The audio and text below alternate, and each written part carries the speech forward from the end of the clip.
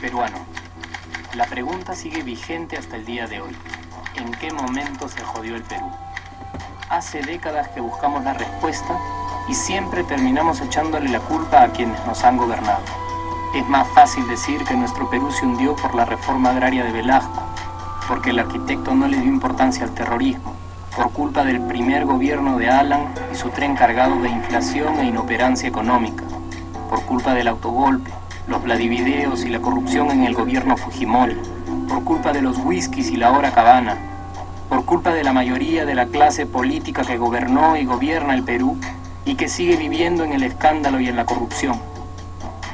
Pero por más que querramos deslindar nuestra responsabilidad por la crisis social que asfixia al Perú, compartimos demasiados hábitos que nos hacen muy parecidos a quienes culpamos y criticamos, porque aún creemos que la criollada se tiene que celebrar como si fuera parte del orgullo nacional. Somos vivos y por eso compramos facturas para pagar menos impuestos.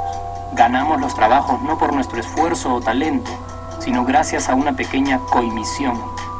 Nos colamos en la fila para que nos atiendan primero, aceleramos en ámbar y nos pasamos la luz roja, porque así llegamos más rápido.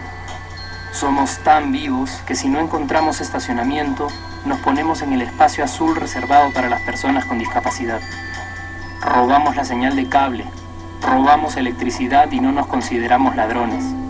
Reclamamos que haya justicia y se acabe la corrupción, pero le pagamos 5 soles a un policía para que no nos ponga papeleta o al juez para que abogue por nuestra causa.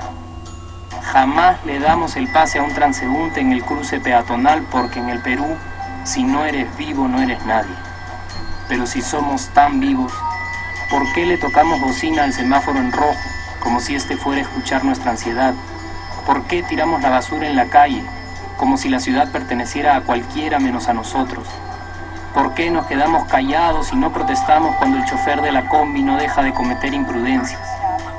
¿Por qué estamos tan interesados en saber qué vedette trampea con qué jugador, en vez de conocer algo sobre nuestra historia, nuestra economía, nuestra literatura, o al menos saber cuáles son nuestros derechos más elementales?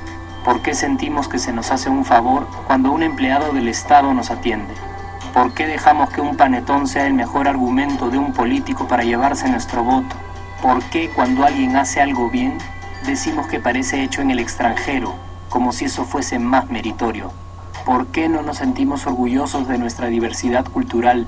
¿Y por qué, si somos tan vivos, seguimos alimentando este círculo vicioso que no nos deja avanzar como sociedad y nación? Es cierto que nuestros niveles educativos dan pena, y si queremos llegar a ser un país con posibilidades de desarrollo, se tiene que invertir en escuelas y capacitar a los maestros. Pero ¿de qué nos servirá una buena educación fuera de casa cuando dentro educamos a nuestros hijos dándoles el peor ejemplo? Es cierto que se necesitan medidas urgentes para frenar la ola de delincuencia y violencia que azota al país. Pero ¿de qué nos servirá pacificar las calles cuando en nuestros hogares la violencia física y psicológica parece haberse institucionalizado? Es cierto que se necesita una verdadera reforma judicial para que en el Perú se pueda hablar de justicia, pero ¿de qué servirá lograrlo cuando la mayoría de nosotros sigue avalando la ley del más fuerte, del más rico, del más vivo? Es cierto que para reducir los conflictos sociales se requiere del diálogo, pero ¿de qué nos servirá ese diálogo si seguimos pensando que dialogar es imponer nuestras ideas y no escuchar al que piensa diferente a nosotros? Es cierto que necesitamos mejores leyes de inclusión social y muchísimos más proyectos de integración, pero ¿de qué nos servirán estas leyes y proyectos si hasta el día de hoy la publicidad peruana define nuestros estratos socioeconómicos por el color de la piel y a nadie le parece raro? Si hasta el día de hoy seguimos avergonzándonos de nuestras diferencias o sintiéndonos superiores por estas mismas diferencias. Es cierto, es mucho más fácil echarle la culpa de absolutamente todo a nuestros gobernantes, pero la realidad es que el Perú se hunde en exacta proporción a esa viveza que alimentamos todos día tras día. Sí, somos nosotros la materia prima con la que se hace este país, y si no corregimos nuestros hábitos, si nuestra materia prima sigue adulterada, cualquier producto que hagamos también saldrá adulterado. y por más logros que obtengamos en nuestra economía, en los deportes, en las artes, en nuestra cocina, por más orgullosos que nos sintamos de nuestros representantes, de nuestra historia, de nuestras maravillas o de nuestra creatividad, si no cambiamos estos hábitos, seguiremos preguntándonos ¿en qué momento se jodió el Perú? Yo ya estoy harto de esa pregunta. Estoy harto de ver cómo un país con tantas posibilidades y oportunidades, con tantas riquezas naturales y con tanta historia, tenga que seguir viviendo en el subdesarrollo solo porque no nos creemos capaces de vivir de otra manera. Estoy harto de que las desgracias de nuestros vecinos sean nuestro mejor consuelo.